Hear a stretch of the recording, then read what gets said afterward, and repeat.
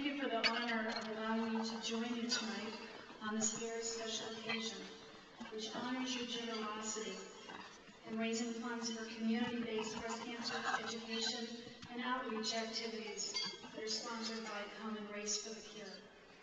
I'd really like to acknowledge the invitation from Jordan Patterson. He's very generous. I feel very privileged to be here tonight to thank you for your support of not only education and outreach for breast cancer, but also to thank you for your part in supporting breast cancer research. As many of you know, the Komen Foundation traditionally gives back to the Houston community about 75% of the funds that you raise. But the question you may have is, where do the funds go that stay at the national level?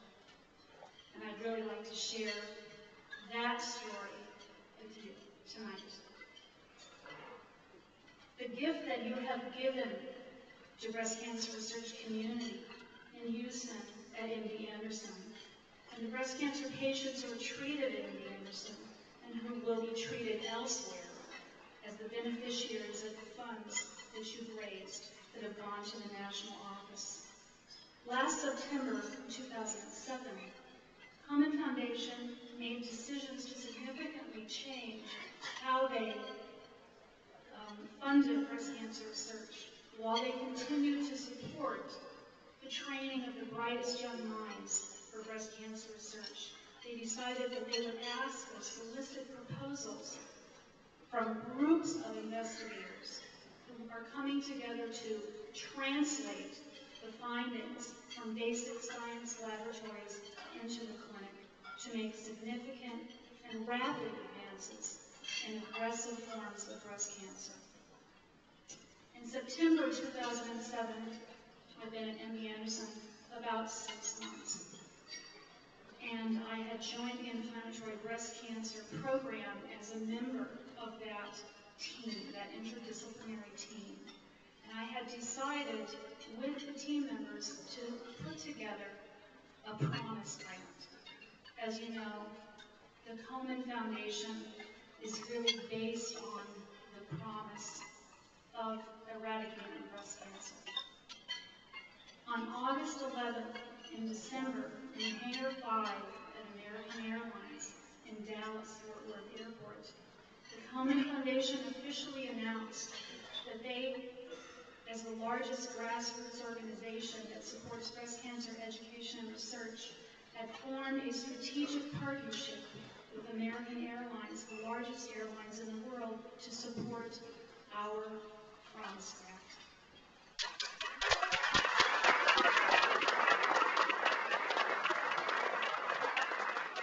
And I would say that I'm very grateful to you and to everyone at Komen, because ours was the first to be announced. It was chosen by Komen and American Airlines.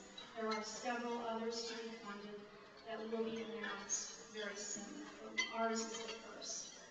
In honor of this occasion, American Airlines painted 8 American airline planes with pink string ribbons and the Komen logo to commemorate that 1 in 8 women will at some time in their lifetime receive a breast cancer diagnosis.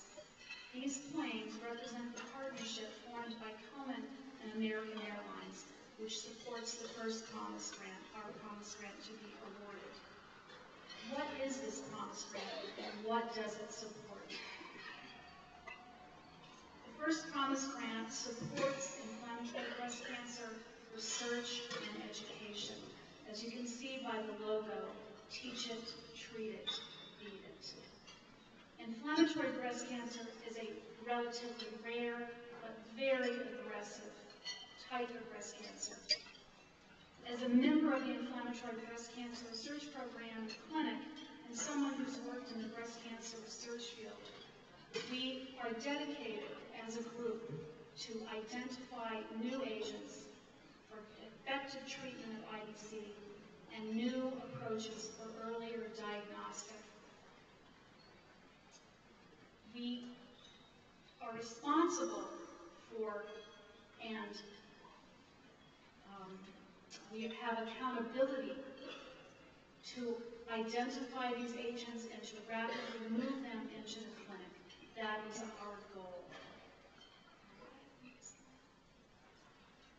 What we want to do is translate scientific observations to the clinic to enhance survival and quality of life for breast cancer patients. And I want to talk a little bit about what IBC is, because one of our major missions is to educate. IBC does not normally occur as a lump. It's not usually detected by mammography or ultrasound, so it is identified by more sophisticated imaging modalities that are often not paid for by insurance. This occurs in yet relatively younger women as opposed to other forms of breast cancer. And so it's very, very important that we talk about IBC and recognize its signs and symptoms. Breast occurs as it looks like a mosquito bite or a rash, is often commonly misdiagnosed as mastitis, and that delays a first identification of IBC. It's very important that young women especially understand what IBC is and don't ignore the signs and symptoms. So we all talk about what this is and what it means in terms of educating our sisters, our daughters, our mothers, our grandmothers, and our sisters. The skin on the breast looks like a rash or a mosquito bite, and this is one of the ways that it becomes so invasive and so aggressive at a very early stage. Most of the women that are diagnosed with IBC have stage 3B or later at first diagnosis. And so there is no specific treatment that has yet been identified for IBC. Our hope and our promise to you is that we will have effective therapies in the clinic within 2 to 5 years. And that is what your gift has given to us. We want to thank you, each and every one of you, for your generosity and your commitment. You have truly given us a gift in participating for the coming race for the cure. I'm honored to have been asked to join you in this wonderful occasion. Special thanks to Dorothy, as I mentioned, and to Jeannie Frazier and David Baker, who serve as the advocates for our Common Promise grant, because they are an integral part of this promise to you. On a final note, I would like to thank my husband, David Baker, who is a breast cancer advocate and has survived losing his first spouse to breast cancer. He's dedicated his life to advocacy, and he is why I'm here. I called him when I was giving grand rounds last February '07 and said, "What do you think about moving?" And he said, "Did you find a new office for me?" And I said, "Well, what do you think about Houston?" And he said, "Can I at least see it before we go?" And so he keeps my light on. He makes the cheese sandwiches when I call him at 3 in the morning and say, "I'm not sure when I'll be home, but I will be home." So thank you